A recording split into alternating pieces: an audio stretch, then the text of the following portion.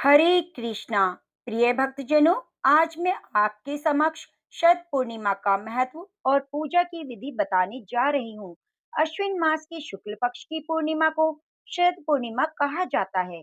शरद पूर्णिमा को बुद्ध पूर्णिमा, जागृत पूर्णिमा या रास पूर्णिमा, कुमार पूर्णिमा के नाम से भी जाना जाता है।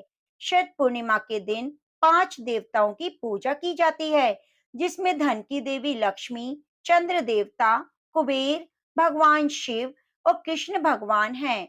वर्ष भर में आने वाली सभी पूर्णिमाओं में शरद पूर्णिमा की रात को चंद्रमा सबसे अधिक चमकीला और देखने में आकर्षक लगता है, क्योंकि शरद पूर्णिमा के दिन चंद्रमा 16 कलाओं से सुसज्जित होता है।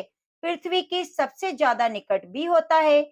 जब शरद पूर्णिमा की रात में चंद्रमा अपनी 16 कलाओं से परिपूर्ण होकर धरती पर अपनी कांति बिखेरता है, अमृत की वर्षा करता है, उस समय लक्ष्मी जी की पूजा अत्यंत फलदायी मानी गई है।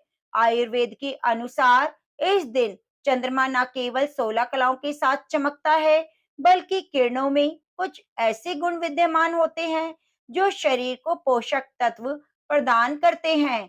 इसलिए उस शरद पूर्णिमा का लाभ उठाने के लिए चावल की खीर बनाकर चांदनी रात में खुले आसमान के नीचे छोड़ दी जाती है।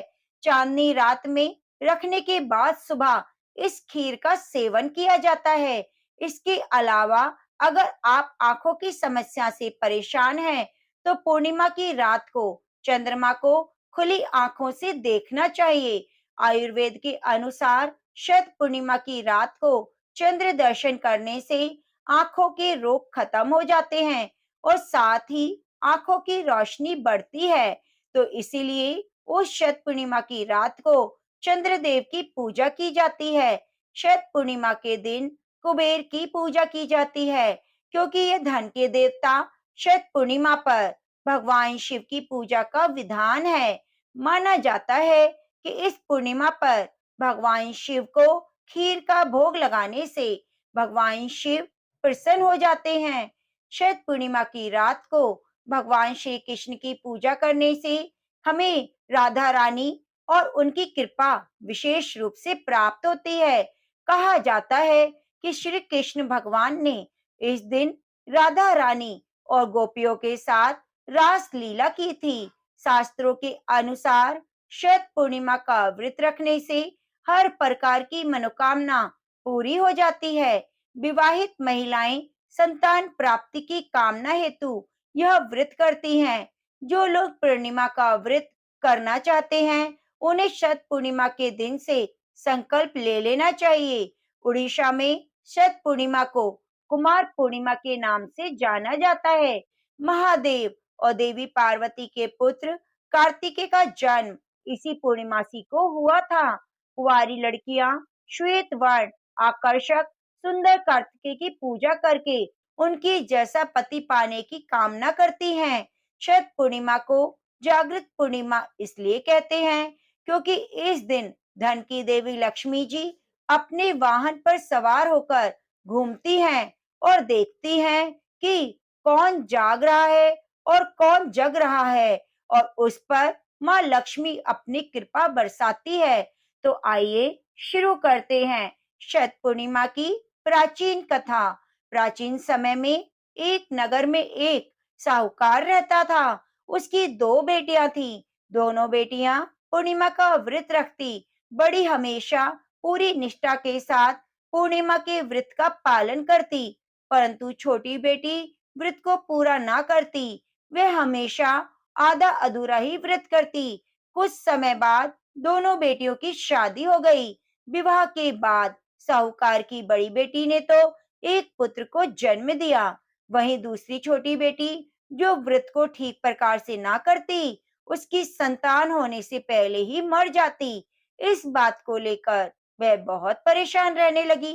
यह सब देखकर साहूकार ने विद्वान पंडितों से इसका कारण जानना चाहा। पंडितों ने बताया कि तुम्हारी पुत्री पूर्णिमा का आधा अधूरा व्रत करती थी, जिस कारण उसकी संतान पैदा होते ही मर जाती है। यदि वह पूर्णिमा के व्रत को पूरे विधि विधान से करे, तो उसकी संतान जीवित रह सकती है। यह सब जानने के बाद साहूकार की छोटी बेटी ने पूरे विधि विधान से शरद पूर्णिमा का व्रत किया। इस बार साहूकार की छोटी बेटी के घर एक पुत्र का जन्म हुआ और वह कुछ समय तक जीवित भी रहा, परंतु कुछ दिन बाद वह मर गया। उसने अपने मरे बेटे को लकड़ी के पाटे पर लिटाकर उस पर कपड़ा ढक दिया और अपनी बड़ी बहन को बुलाकर ले आई। अपनी बड़ी बहन को उसी पाटे पर बैठने को कहा। जैसे ही बड़ी बहन उस पर बैठने लगी तो साड़ी बच्चे को छू गई और बड़ी बहन की साड़ी छूते ही बच्चा रोने लगा। यह देखकर बड़ी बहन को आश्चर्य हुआ। उसने अपनी छोटी बहन से कहा, तुम अपनी संतान के मरने का दोष मेरे ऊपर लगाना चाहती हो? इस पर छोटी बहन ने कहा, यह तो पहले से ही मरा हुआ था, परंतु आपके छूने से ये जीवित हो गया। इस प्रकार उन दोनों बहनों की श्रद्धा शरद पूर्णिमा के व्रत के लिए और बढ़ गई और दोनों बहनें पूरे विधि विधान से व्रत करने लगी। हे प्रभु, जैसे आपने साहूकार की दोनों बेटियों पर कृपा करी, उन्हें संतान प्रदान की, उसी प्रकार सभी की मनोकामनाएं पूरी करना।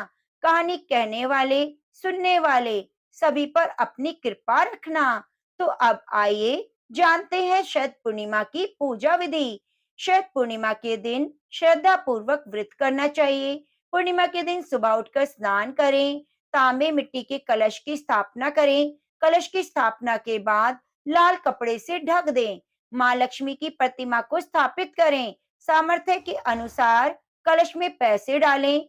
शाम को चंद्रोदय के समय अपनी क्षमता के अनुसार दिए जलाएं। यदि दियों की संख्या 108 है तो बहुत ही शुभ होता है। छठ पूर्णिमा की पूजा के प्रसाद में चावल दूध की खीर बनाएं। लक्ष्मी जी को खीर का भोग लगाएं।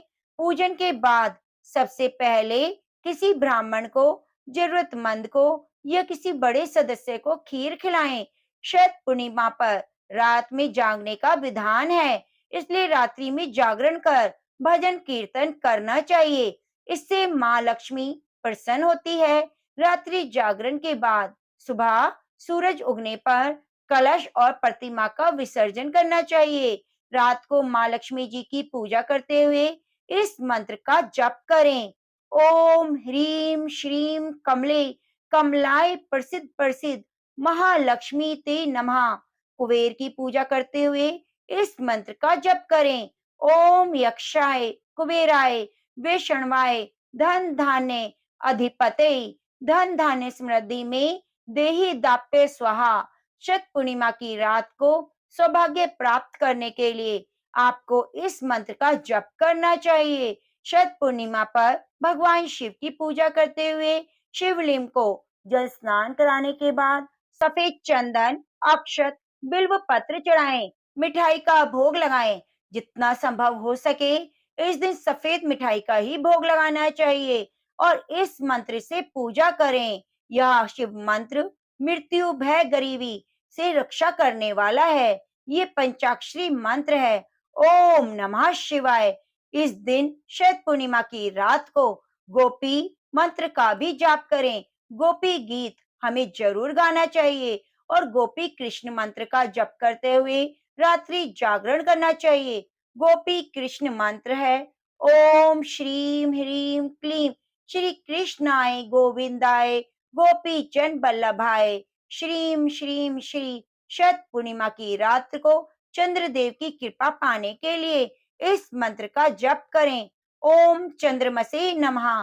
तो प्रिय भक्तजनों, इस तरह से आप कृष्ण गोपी गीत, कृष्ण मंत्र, लक्ष्मी मंत्र, शिव मंत्र और चंद्र देवता के मंत्र का जप करते हुए महालक्ष्मी की कृपा को प्राप्त कर सकते हैं। छठ पूर्णिमा की कथा को सुनने के लिए आप हमारे चैनल को सब्सक्राइब जरूर कीजिए और कमेंट बॉक्स में हरे कृष्णा लिखना ना भूलें। मिलते हैं अगली कथा कहानियों के साथ। धन्यवाद।